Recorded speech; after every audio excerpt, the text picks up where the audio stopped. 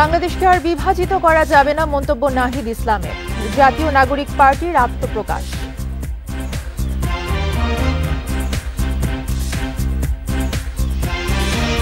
সনাতন ধর্মাবলম্বীদের কেউ যেন রাজনৈতিক স্বার্থে ব্যবহার করতে না পারে, সতর্ক থাকতে বললেন তারেক রহমান।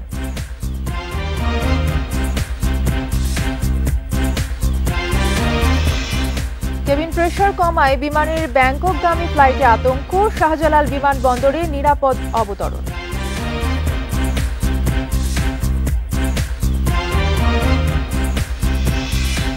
এবং সরবরাহ পর্যাপ্ত থাকায় ঢাকায় পাইকারি ও খুচরা বাজারে রমজানের পণ্যের দাম স্থিতিশীল, ব্রয়লার মুরগির দাম বেড়েছে।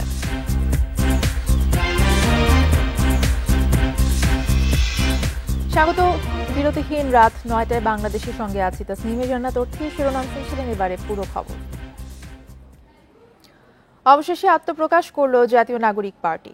দলের আহ্বায়ক নাহিদ ইসলাম আর সদস্য সচিব আক্তার হোসেন কেন্দ্রীয় কমিটির আংশিক নাম ঘোষণার পর দলের আহ্বায়ক নাহিদ ইসলাম তার বক্তব্যে বলেন, বাংলাদেশকে আর কখনো বিভাজিত করা যাবে না। দেশে পাকিস্তান আর ভারত কেন্দ্রিক কোনো রাজনীতির আর ঠাঁই হবে না। বৈষম্য বিরোধী ছাত্র আন্দোলনের ব্যানারে ছাত্র জনতার গণঅভ্যুত্থানের মুখে গত ৫ আগস্ট হাসিনা সরকারের পতন হয়।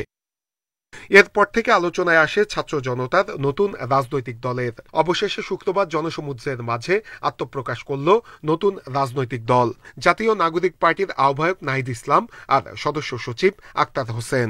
পার্টির আহ্বায়ক ও সদস্য সচিব জুলাই গণঅভ্যুত্থানের অগ্রনায়কগণ এবং এক দফার ঘোষক আহ্বায়কের নাম হচ্ছে নাহিদ ইসলাম এবং সদস্য সচিব আক্তার হোসেন। দলে নাসিরউদ্দিন পাটোয়ারি প্রধান সমন্বয়কারী, হাসনাত আব্দুল্লাহ দক্ষিণাঞ্চলের মুখ্য সংগঠক ও সার্জিস আলম উত্তরাঞ্চলের মুখ্য সংগঠক পদে দায়িত্ব পেয়েছেন। সিনিয়র যুগ্ম আহ্বায়ক পদে সামান্তা শারমিন, আরিফুল ইসলাম, সিনিয়র সদস্য সচিব পদে তাসনিম জারা, নাহিদ সারোয়ার নিভা। সাম্য, মানবিক মর্যাদা এবং সামাজিক সুবিচারের বাংলাদেশ, সেই স্বপ্নকে যারা বাস্তবে রূপদান করতে চায়, এই বাংলাদেশে একটি স্বনির্ভর পররাষ্ট্রনীতি প্রতিষ্ঠা করতে চায়, এদেশের মানুষের ভাগ্যের উন্নয়ন করতে চায়, জনস্বার্থের পলিসি নির্মাণ করতে চায়। আত্মপ্রকাশ অনুষ্ঠানে বাংলাদেশের স্বাধীনতা সংগ্রামের ইতিহাস তুলে ধরা হয়। ডকুমেন্টারির মাধ্যমে উপস্থাপন করা হয় ফ্যাসিস্ট হাসিনার নির্দেশে সংগঠিত হত্যাকাণ্ডের চিত্র। আমাদের দেশের যারা ডিফেন্স অফ ফার্স্ট লাইন বিডিআরদেরকে আপনারা দেখেছেন কিভাবে ভারতীয় কর্মচারী আছে, তারা যেন আর তাদের দায়িত্ব পালন বাদ দিয়ে তোষামোদির রাজনীতিতে লিপ্ত না হয়। আত্মপ্রকাশ অনুষ্ঠানের শেষ বক্তব্যে আহ্বায়ক নাহিদ ইসলাম জানান, এই দেশকে আর কেউ বিভাজিত করতে পারবে না, আর ভারতপন্থী পাকিস্তানপন্থী রাজনীতি এই দেশে আর হবে না। সেই সঙ্গে গণপরিষদ নির্বাচনের লক্ষ্য নিয়ে এই দল এগিয়ে যাবে। বিরোধী মতের কণ্ঠরোধ, গুম, বিচার বহির্ভূত হত্যাকাণ্ড, সর্বগ্রাসী দুর্নীতি ও অর্থ পাচারকে একটি রাষ্ট্রীয় সংস্কৃতিতে পরিণত করা হয়েছিল। আজকের এই মঞ্চ থেকে শপথ করতে চাই যে বাংলাদেশকে আর কখনোই বিভাজিত করা যাবে না। বাংলাদেশে ভারতপন্থী পাকিস্তানপন্থী কোন রাজনৈতিক ঠাঁই হবে না। কমিটির সদস্যদের সাথে বৈঠক করে নতুন দলের গঠনতন্ত্রের খসড়া চূড়ান্ত করা হবে। শ্রেণী বৈষম্যহীন সমাজ গড়ে তোলার প্রত্যয় নিয়ে আত্মপ্রকাশ করল ছাত্র জনতার নতুন রাজনৈতিক দল জাতীয় গণতান্ত্রিক পার্টি। রাজনৈতিক বিশেষজ্ঞরা বলছেন, দলের সদস্যদের কর্মকাণ্ডের উপর নির্ভর করবে আগামীতে ভোটের মাঠে কতটুকু প্রভাব ফেলতে পারবে নতুন এই দল। নূরে আলম, ইন্ডিপেন্ডেন্ট নিউজ, ঢাকা। নিরাপদ বাংলাদেশ গড়তে আগামী নির্বাচন বড় একটি সুযোগ উল্লেখ করে ভোটে সনাতন ধর্মাবলম্বীদের সমর্থন চেয়েছেন বিএনপির ভারপ্রাপ্ত চেয়ারম্যান তারেক রহমান। শুক্রবার বিকেলে চট্টগ্রামে জন্মাষ্টমী উদযাপন পরিষদের সম্মেলনে লন্ডন থেকে ভার্চুয়ালি যোগ দিয়ে তিনি এই সমর্থন চান। তারেক রহমান বলেন, আওয়ামী লীগ সব সময় সনাতন ধর্মাবলম্বীদের ব্যবহার করেছে।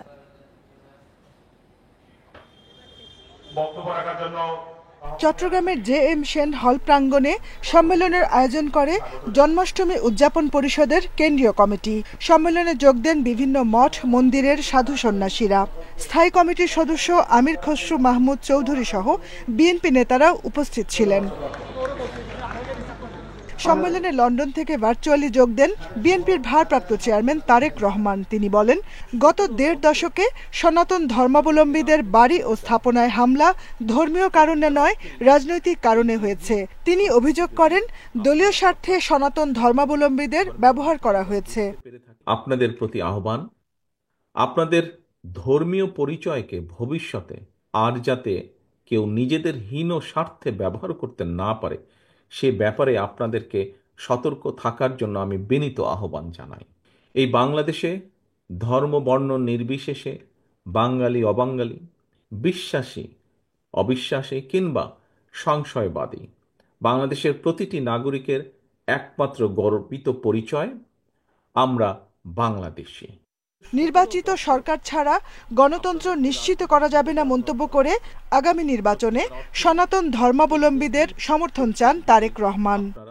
একটি নিরাপদ বাংলাদেশ গড়ার জন্য আমাদের সবার সামনে আগামী জাতীয় নির্বাচন একটি বিরাট বড় সুযোগ।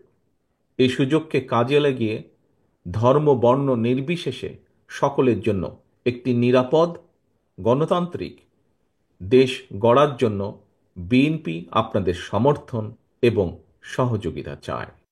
জনগণের ভোটে নির্বাচিত সরকার যতদিন প্রতিষ্ঠিত না হচ্ছে ততদিন দেশে গণতন্ত্র নিরাপদ হবে না বলেও মন্তব্য করেন বিএনপির ভারপ্রাপ্ত চেয়ারম্যান। আপনাদেরকে রাজনৈতিকভাবে ব্যবহার। Jahanara Parvin, Independent News, Dhaka.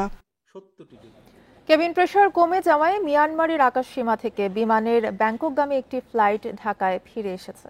শুক্রবার দুপুরে শাহজালাল আন্তর্জাতিক বিমানবন্দরে অবতরণ করে উড়োজাহাজটি। হযরত শাহজালাল আন্তর্জাতিক বিমানবন্দর কর্তৃপক্ষ জানায়, ঢাকা থেকে ব্যাংককগামী ফ্লাইটটি শুক্রবার দুপুর 12টায় বিমানবন্দর থেকে উড্ডয়ন করে। ঘণ্টাখানেক পর প্লেনটি যখন মিয়ানমারের আকাশে তখন হঠাৎ কেবিন প্রেসার কমে যায়। প্লেনে অক্সিজেনের পরিমাণ কম অনুভূত হওয়ায় স্বয়ংক্রিয়ভাবে যাত্রীদের মাথার উপর থেকে অক্সিজেন মাস্ক নেমে আসে। ফ্লাইটটি তখন 25,000 ফুট উচ্চতায় উড্ডয়ন করছিল। এ সময় যাত্রীদের মধ্যে আতঙ্ক সৃষ্টি হয়। পাইলট পরিস্থিতি বুঝতে পেরে প্লেনটিকে 10,000 ফুট উচ্চতায় নামিয়ে এনে ঢাকায় ফেরার সিদ্ধান্ত নেন। এই পরিস্থিতির প্রায় 1 ঘণ্টা পর দুপুর 2টায় বিমানটি নিরাপদে ঢাকা শাহজালাল আন্তর্জাতিক বিমানবন্দরে অবতরণ করে। তবে বিকেল 5টার দিকে 133 যাত্রী নিয়ে পুনরায় ব্যাংককের উদ্দেশ্যে ছেড়ে গেছে বিমানটি।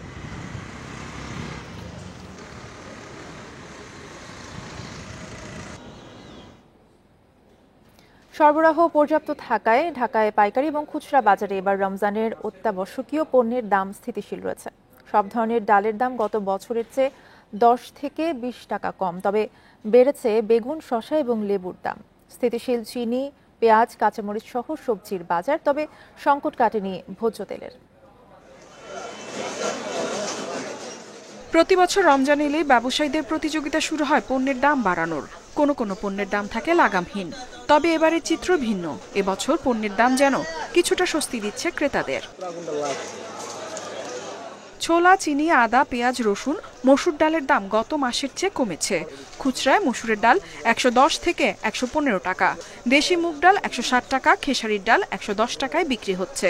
সাদা চিনি বিক্রি হচ্ছে 120 থেকে 115 টাকার মধ্যে। পেঁয়াজের দাম স্থিতিশীল আছে, তবে বেড়েছে আদা এবং রসুনের দাম কেজিতে 20 টাকা। পর্যাপ্ত সরবরাহ আছে এবং দাম আগের মতোই আছে, মানে রমজান উপলক্ষে দাম টোটালি বাড়ে না, একেবারে বাড়ে নাই। লেবু, বেগুনের দাম বাড়লেও কাঁচা মরিচ সহ অন্যান্য সবজির দাম স্বাভাবিক আছে। কাঁচা মরিচ কেজিতে 40 থেকে 60 টাকায় বিক্রি হচ্ছে। লেবুর ডজন আগে 80 টাকায় মিললেও এখন বিক্রি হচ্ছে 200 থেকে 220 টাকা দরে। যেখানে লেবু হচ্ছে গিয়ে আগে ডর্জন প্রতি যে দাম ছিল, এখন হালি প্রতি ওই দামটা হয়েছে। ডিমের দাম মোটামুটি ঠিক আছে, বাট আজকে একটু অন্য তরকারির দাম একটু বেশি। তবে ভোজ্য তেলের বাজারে এখনো আছে কৃত্রিম সংকট। বোতলের সয়াবিন তেলের পর্যাপ্ত সরবরাহ নেই বলে দাবি বিক্রেতাদের। বাজারে অন্যান্য সকল জিনিসই আছে, বা রমজানের উপলক্ষে যে ছোলা, বুট, যা যা ছিল সবই ভালোভাবে আছে, সবার স্বস্তিতে আছে, সবগুলোর দামও। মানুষের আনাগোনাটা একটু বেশি বাজার সদাই করতেছে। রমজান আজকে যেহেতু শুক্রবার, রমজানের ফার্স্ট আগে, তো বাজার মোটামুটি একটু ভালোই চলতেছে। এদিকে ব্রয়লার মুরগির দাম বেড়েছে। কেজিতে 20 টাকা বেড়ে বিক্রি হচ্ছে 200 থেকে 210 টাকায়। সোনালী মুরগি আগের দামেই বিক্রি হচ্ছে প্রতি কেজি 300 টাকা। দাম বাড়েনি গরু ও খাসির মাংসের। মাছের দামও অপরিবর্তিত।